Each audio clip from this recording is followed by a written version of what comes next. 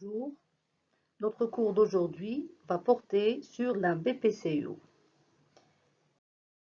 Cet acronyme regroupe les principaux éléments de la définition de cette pathologie. Ceci permet donc plus facilement de retenir les éléments de diagnostic de cette maladie. Le B, donc, c'est l'atteinte des branches, c'est-à-dire la part de la bronchite chronique. Le P, c'est la pneumopathie, c'est-à-dire l'atteinte du parenchyme et donc les alvéoles et c'est l'emphysème. Le C, donc, c'est le problème c'est-à-dire c'est la maladie chronique donc, qui va durer toute la vie. Et bien sûr, O, c'est la part de l'obstruction. Et on ne peut parler de BPCO que s'il y a un trouble de ventilation. Voici le plan de cours qu'on va donc aborder point par point. Donc par la définition de la BPCO, qui est une maladie respiratoire assez fréquente qu'on peut prévenir et plus ou moins traiter, et dont la caractéristique essentielle, comme je viens de le dire, est l'obstruction progressive mais permanente des voies aériennes, ce qui fait de cette pathologie une pathologie irréversible, associée à une réponse inflammatoire. Et donc la cause principale est le tabagisme. Mais la pathogénie de cette pathologie, elle reste incomplètement comprise, ce qui explique qu'on a plusieurs définitions au fil des années, plusieurs classifications et même, c'est-à-dire le traitement, chaque fois on change le traitement. Le diagnostic donc requiert obligatoirement une EFR qui est une exploration fonctionnelle respiratoire qui va nous donner donc un trouble ventilatoire qu'on va expliquer ultérieurement. La BPCO, donc, elle est due, c'est donc la bronchite chronique et l'emphysème. Il y a des BPCO qui ont seulement de la bronchite chronique. Pardon, je prends le curseur. Voilà, donc il y a des patients qui ont que de la bronchite chronique et d'autres ont de l'emphysème. Et il y a des malades qui vont avoir les deux types de lésions, c'est-à-dire BPCO avec bronchite chronique et emphysème.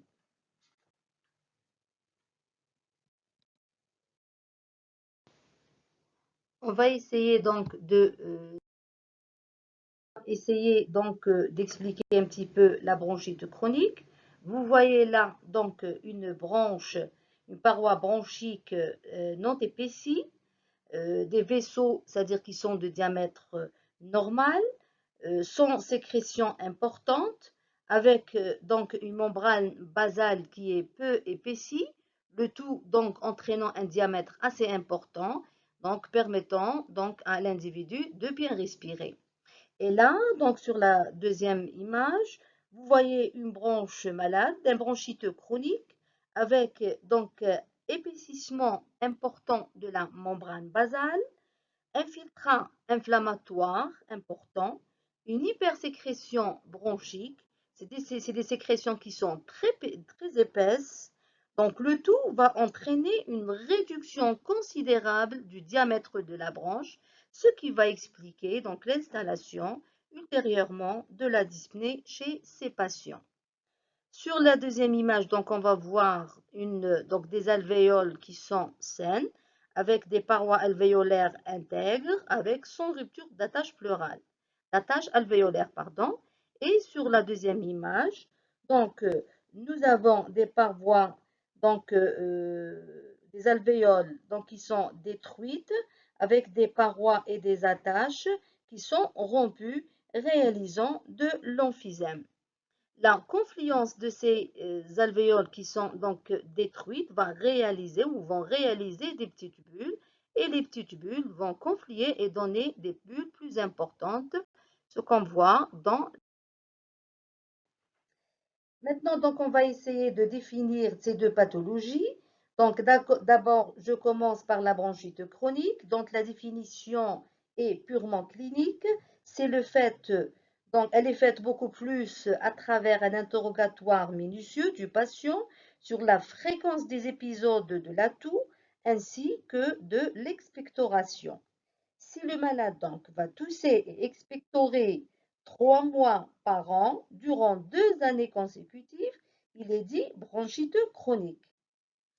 Il faut savoir que 50% des fumeurs font de la bronchite chronique.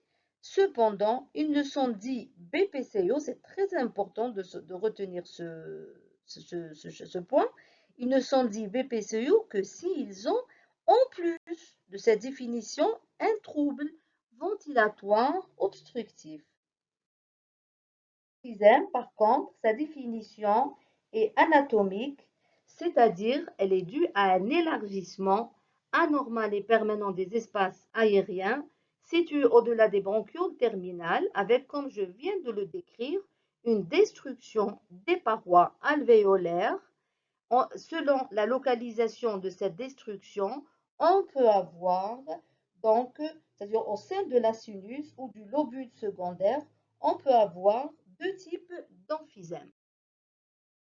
Donc, on peut avoir donc le premier type, c'est l'emphysème centrolobulaire, c'est-à-dire situé au centre du lobule ou de la sinus, avec distension des bronchioles respiratoires de tout ordre qui vont communiquer les uns avec les autres, avec des alvéoles donc à la périphérie qui vont rester intègres. Ce type c'est-à-dire d'emphysème, on va le rencontrer beaucoup plus chez les patients fumeurs. Le deuxième type d'emphysème, c'est l'emphysème panlobulaire, c'est-à-dire il y a une atteinte de toutes les voies aériennes et en même temps des alvéoles. Donc, c'est tous les éléments du lobule ou de la sinus sont détruits. Avec rupture des parois de séparation, on le voit surtout en cas de déficit en alpha-1 antitrypsine.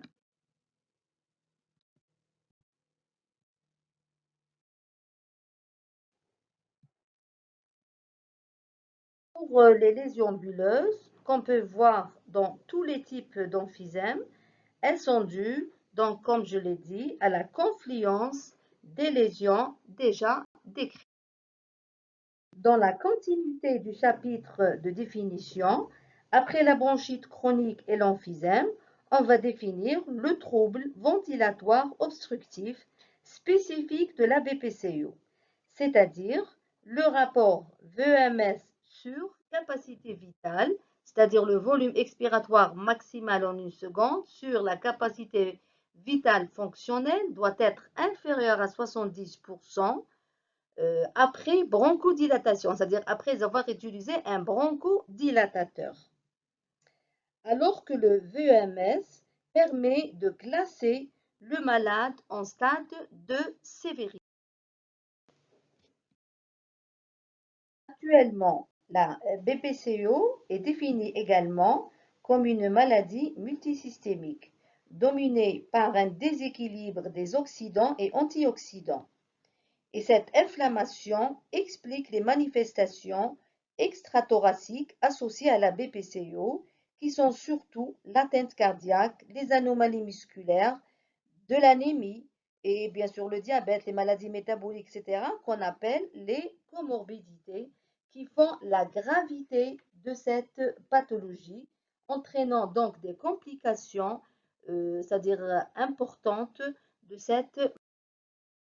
Après donc ces définitions donc, de la bronchite chronique, de l'emphysème et du trouble ventilatoire obstructif, on passe toujours par quelques chiffres épidémiologiques pour évaluer l'ampleur de cette pathologie. Il faut savoir que la BPCO est la première cause d'insuffisance respiratoire chronique, la deuxième cause d'invalidité, parce que c'est des malades donc, qui vont être sous oxygène à domicile, donc ils ne peuvent pas se déplacer. Et bien sûr, c'est-à-dire la troisième cause de mortalité, donc prévue par l'OMS en 2030. Sa prévalence générale, elle est de 5 à 10 dans la population dans les pays industrialisés. Selon l'étude BREATHE, Donc, c'est une étude qui a été faite dans 11 pays du Moyen-Orient, de l'Afrique. 3,7 des sujets âgés de plus de 40 ans souffrent de BPCO. En Algérie, un homme sur deux est fumeur, donc vous voyez l'ampleur un petit peu qui va venir de la BPCO. Dans la population masculine, des sujets âgés de plus de 15 ans. Maintenant, sur le plan physiopathologique, donc nous allons voir les différentes anomalies de cette pathologie. Je commence avec les anomalies bronchiques. Donc, on va avoir donc une diminution et une altération. Vous voyez là une diminution et une altération des cellules ciliées qui normalement devraient être en nombre plus important afin de permettre une bonne épuration mucociliaire, avec augmentation des cellules caliciformes qui sont des cellules sécrétrices de mucus, ainsi qu'une hypertrophie des glandes sécrétoires, ce qui explique l'encombrement bronchique dans la bronchite chronique.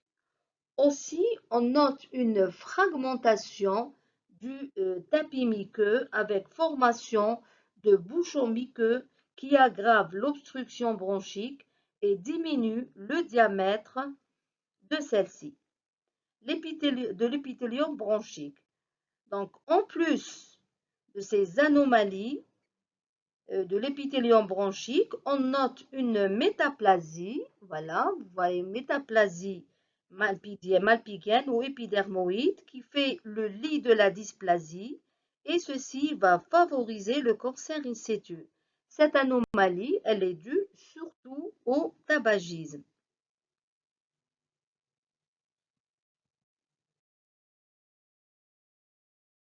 Pour les anomalies du parenchyme pulmonaire, c'est-à-dire l'emphysème, il est dû à la dégradation protéolytique des tissus conjonctifs, surtout de l'élastine, du fait d'un déséquilibre entre la balance protéase, c'est-à-dire les enzymes qui détruisent le parenchyme, et les antiprotéases qui sont censées protéger ce dernier.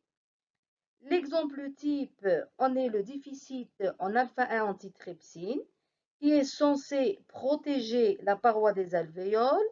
Or, le déficit en cette enzyme donc, va entraîner des enzymes protéolytiques par les polynucléaires neutrophiles, par les macrophages qui sont recrutés dans les voies aériennes et qui vont entraîner une destruction des parois alvéolaires et réaliser ce qu'on appelle l'emphysème.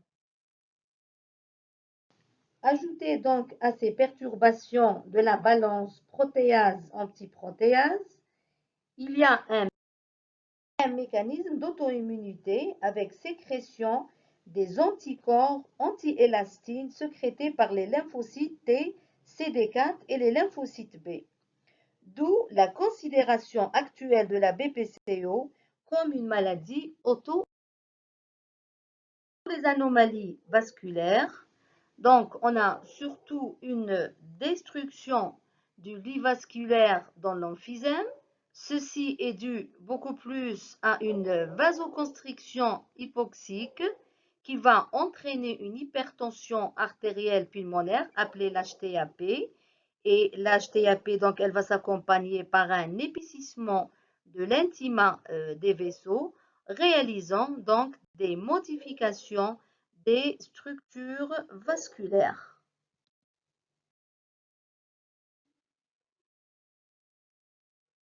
Donc, on passe, puisqu'on a déjà. Donc, quant aux facteurs de risque, retenez que le tabac est le principal facteur. Cependant, ce ne sont pas tous les fumeurs qui vont faire de la BPCO, car cette dernière est observée seulement chez 20% d'entre eux, ce qui laisse supposer que d'autres facteurs ou d'autres causes, c'est-à-dire vont provoquer de la BPCO, telles que l'exposition professionnelle à des gaz inhalés, aussi donc la fumée domestique de combustion, de chauffage, qu'on va appeler l'effet biomasse, ce qui explique que la BPCO survient également chez les sujets non-fumeurs, chez les femmes ou même les enfants. Cependant, le déficit en alpha-1 antitrypsine est responsable de seulement 1% de BPCO. Le diagnostic, donc c'est surtout, donc on va se baser d'abord sur les symptômes que va présenter le malade, qui sont surtout la toux. Elle est généralement, c'est une toux qui peut être productive ou sèche. Donc elle est généralement négligée au début par le malade, avec ou sans expectoration, quel que soit le type de cette expectoration, muqueuse ou purulente ou muco-purulente. Cependant, le maître symptôme de la BPCO, c'est la dyspnée. Elle doit être recherchée systématiquement à l'interrogatoire pour dépister une BPCO chez tous les fumeurs. Elle survient initialement, c'est-à-dire au début à l'effort, et elle va devenir donc de plus en plus importante, et c'est généralement à ce stade que les malades viennent consulter. Et là, c'est un petit peu, c'est-à-dire la BPCO, elle va être quand même un peu avancée. Pour les signes physiques, donc on doit faire un examen donc, du thorax nu. Donc on va trouver donc une déformation du thorax avec généralement une protrusion sternale avec augmentation du diamètre antéro-postérieur, ce qui va donner un aspect ontono, c'est-à-dire un thorax de volume important. Quand on voit le malade respirer, donc il va respirer avec des lèvres pincées.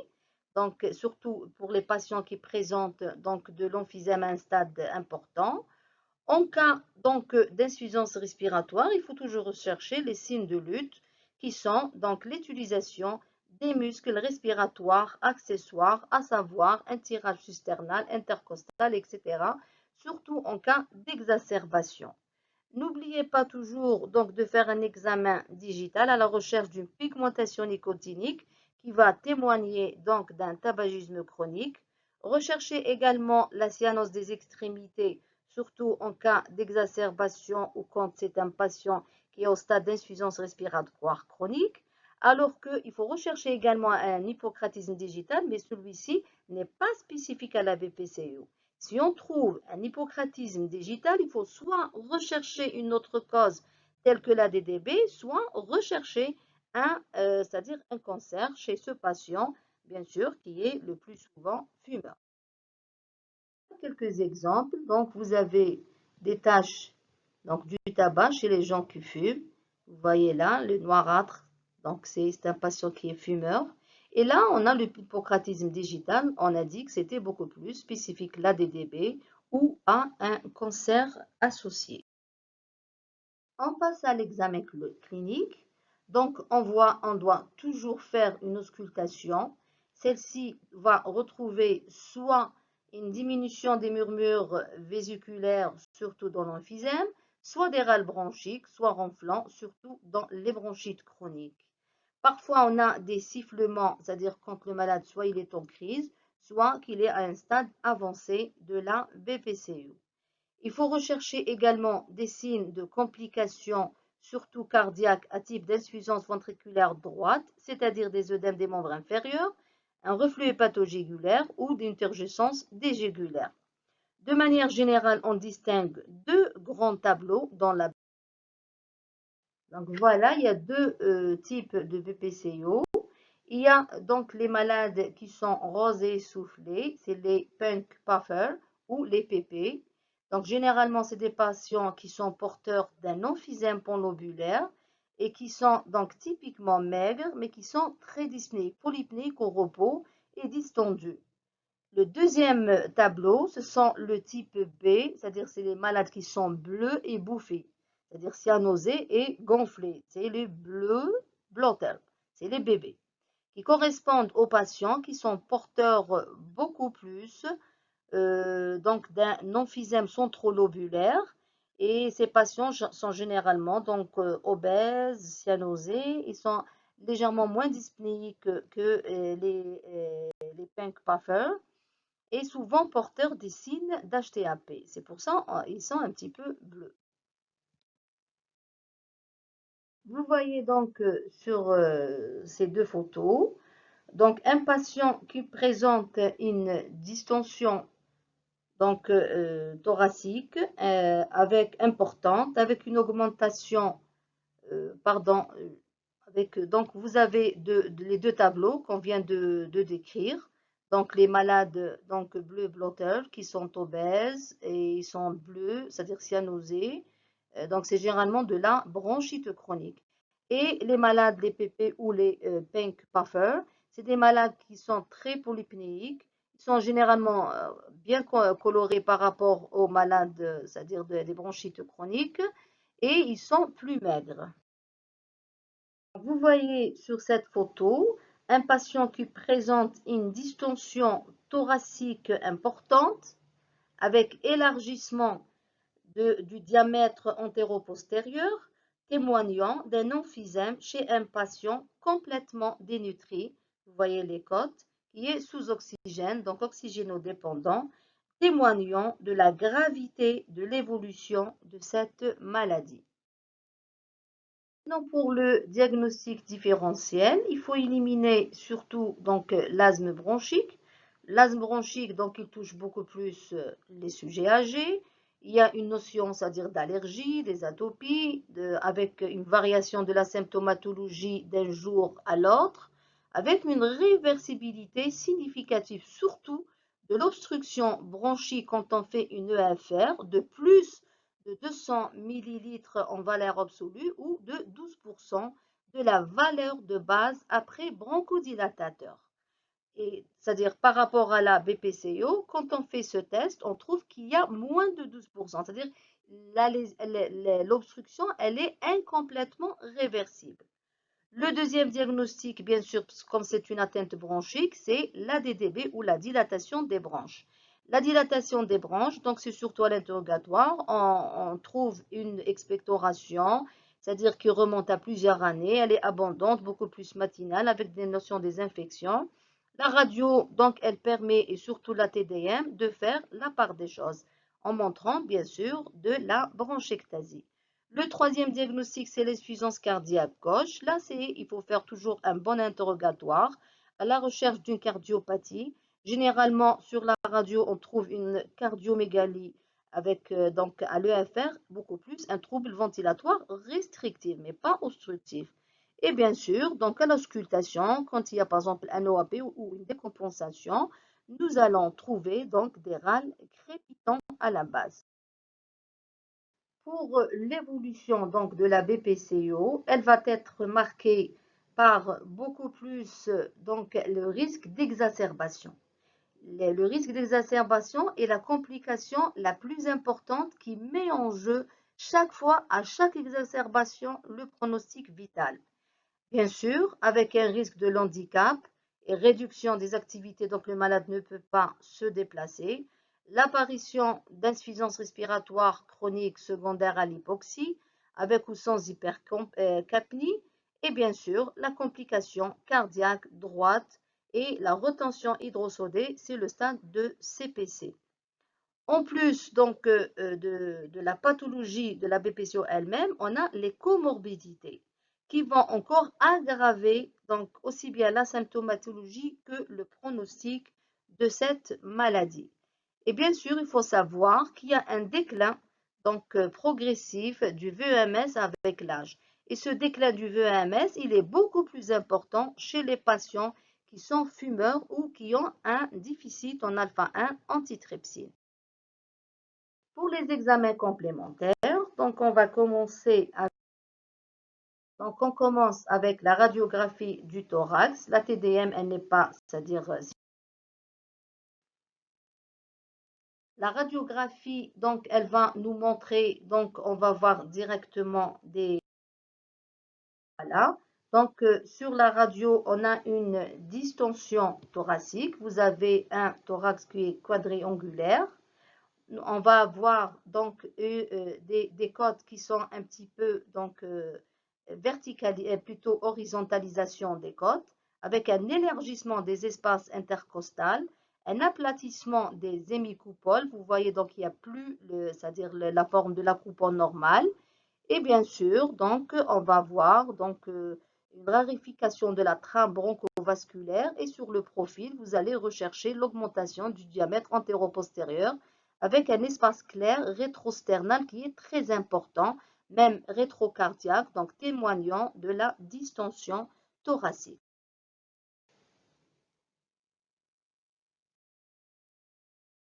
Voilà, aussi sur cette radio, vous voyez que le cœur ne repose plus sur le diaphragme qui est très abaissé, réalisant ce qu'on appelle le cœur en goutte. Cette radio de profil, vous voyez l'artère pulmonaire qui est très dilatée, un diamètre antéro-postérieur très important avec des espaces clairs rétrosternal et rétrocardiaques qui sont très importants, témoignant d'un emphysème très avancé. Il faut rechercher également une médio-incésure externe, donc qui est un petit peu spécifique à la BPCO, appelée également donc le coup de hache externe. Et maintenant, on passe à la TDM. Donc, la TDM, c'est un examen qui permet beaucoup plus d'affirmer la présence de l'emphysème, mais il n'est pas fait de façon systématique. Sauf si on a un doute sur le diagnostic ou si on pense à l'association d'une autre pathologie, telle qu'un cancer bronchique ou à un diagnostic différentiel tel que la DDP. Donc, qu'est-ce qu'elle va nous montrer, la TDM? Donc, elle va montrer des zones de destruction emphysémateuses qui apparaissent donc avasculaires, hypodenses et sont parfois donc sont parois propres et bien sûr de faire la distinction entre les différents types d'emphysème dont j'ai déjà parlé, centrolobulaire et panlobulaire. Voilà, donc vous avez beaucoup plus un emphysème très important avec des bulles. Donc vous voyez ces hypodensités, c'est-à-dire des régions qui sont avasculaires, complètement détruites. Là, vous voyez une rarification de la trame bronchovasculaire avec des zones très claires au centre. Là, c'est un emphysème paraseptal, vous voyez, donc les bulles d'emphysème qui sont adossées contre les septa, donc pleurales, enfin contre la plèvre viscérale, médiastinale et c'est-à-dire la plèvre viscérale, médiastinale et viscérale. On le voit, ça dure surtout dans le centre lobulaire. Là, vous avez plusieurs exemples. Vous avez des destructions donc emphysémateuses importantes. On voit très bien la rarification de la trame, des trames bronchovasculaires, témoignant là aussi d'un emphysème panlobulaire, puisqu'on ne voit pas beaucoup de vaisseaux. On appelle aussi le poumon anémique, c'est-à-dire par rapport à la diminution de sa vascularisation, puisque dans l'emphysème panlobulaire, il y a une destruction aussi bien vasculaire que bronchique par rapport au centre lobulaire où il y a juste la destruction bronchique. Vous voyez là une grosse bulle d'emphysème avec une destruction, donc il n'y a pas de parenchyme tassé, donc c'est une grosse bulle d'emphysème, elle est secondaire à la confluence, c'est-à-dire de plusieurs bulles, et ça nécessite parfois des traitements chirurgicaux. Toujours la même chose de l'emphysème. Donc un aspect, pratiquement il ne reste plus de parenchyme. Vous voyez à peine quelques donc, attaches pleurales. Donc là c'est un emphysème qui est très avancé. Probablement le malade doit faire une insuffisance respiratoire importante, c'est-à-dire à un stade avancé. Donc l'exploration fonctionnelle respiratoire, elle va permettre, de poser le diagnostic par la mise en évidence d'un trouble ventilatoire obstructif, non réversible, c'est-à-dire il y a moins de 12% de réversibilité, d'éliminer un asthme, d'évaluer le stade de sévérité, bien sûr par le VEMS, et bien sûr faire le choix thérapeutique ainsi que l'appréciation du... Voilà, donc le test, il faut donner un bêta-2 mimétique. normalement, le VMS en post-dilatation doit être inférieur à 12% de la valeur théorique ou inférieur à 200 ml en valeur absolue. Diagnostic différentiel, c'est l'asthme. L'asthme, c'est la réversibilité, elle est plus de 12% et plus de 200 ml. Pour les gaz du sang, donc ils sont surtout, c'est-à-dire ils sont demandés pour évaluer le stade de gravité de la BPCO. Et il faut toujours demander les gaz du sang si le malade commence à avoir un VMS inférieur à 50%. Et on fait bien sûr les gaz du sang pour décider de mettre le malade sous oxygène. Donc c'est un élément qui va nous permettre de décider de mettre le malade sous oxygénothérapie au long cours à domicile. L'autre examen, donc, c'est le test de marche de 6 minutes.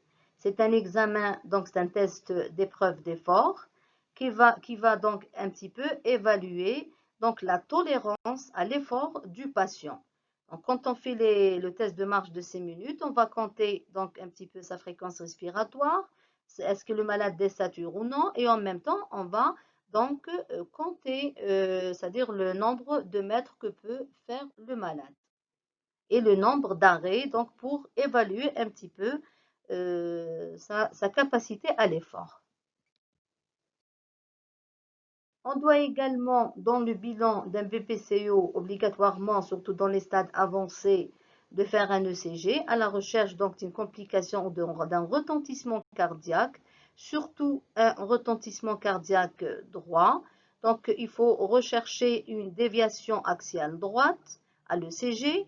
Il faut toujours calculer le R qui est supérieur à S en V1 et le R qui est inférieur à S en V6. C'est des signes, bien sûr, on peut faire d'autres éléments, c'est-à-dire recherche de blocs de branches, etc., pour voir si le patient est en train de faire un retentissement cardiaque.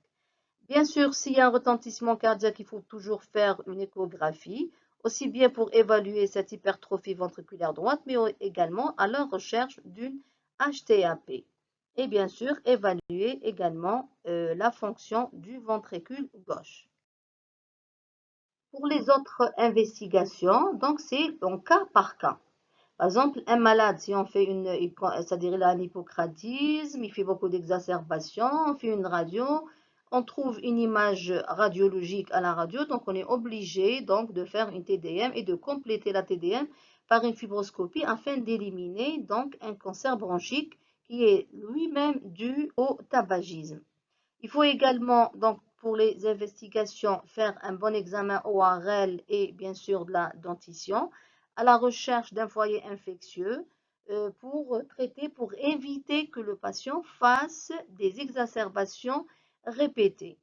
Il faut aussi faire un ECBC, c'est-à-dire en cas de suspicion d'une infection et surtout quand il y a une infection à germes résistants afin de faire donc un antibiotique adapté. Bien sûr, il faut demander un bilan biologique, à savoir une FNS à la recherche d'une polyglobulie qui est surtout réactionnelle à l'hypoxie, mais aussi il faut rechercher la comorbidité, c'est-à-dire une anémie qui est une comorbidité très fréquente et de mauvais pronostics, qui est l'anémie. Aussi, il faut rechercher dans l'FNS une hypériosinophilie qui va, c'est-à-dire sanguine, qui va orienter un petit peu le traitement, surtout la prescription de corticoïdes. Enfin, après avoir fait donc tout le bilan du patient, la radio, la TDM, le bilan biologique, le FR, etc., on va classer notre malade selon le stade de gravité. Selon le stade de gravité, c'est beaucoup plus, donc il est dû au VMS, c'est-à-dire on classe les malades en stade de gravité selon le VMS. Vous voyez, quand le VMS il est supérieur à 80, le malade il est dit léger. Quand il est entre 80 et 50, il est des modérés. Quand il est entre 50 et 30, il est des sévères. Mais si le VMS est inférieur à 30, le malade il est très sévère. D'accord?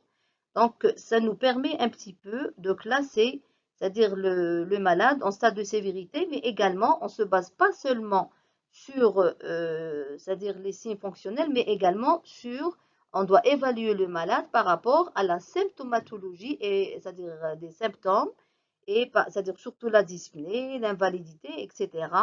Donc, pour décider d'un traitement adéquat. Maintenant, on passe au chapitre du traitement. Bien sûr, le traitement, donc, il a des objectifs. Donc, le premier, donc, au traitement de la BPCO à l'état stable.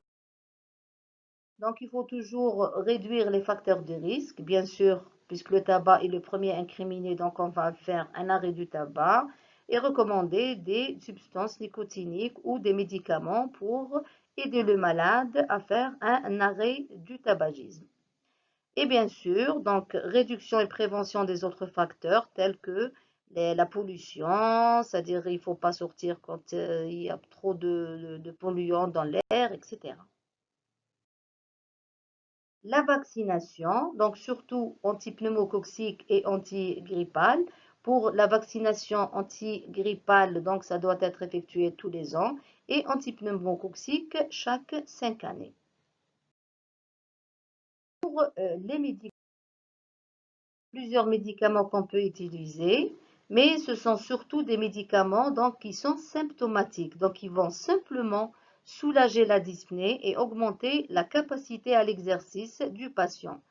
Il y a beaucoup plus, on a surtout les bronchodilatateurs, on a deux familles, les bêta-2 mimétiques et les anticholinergiques.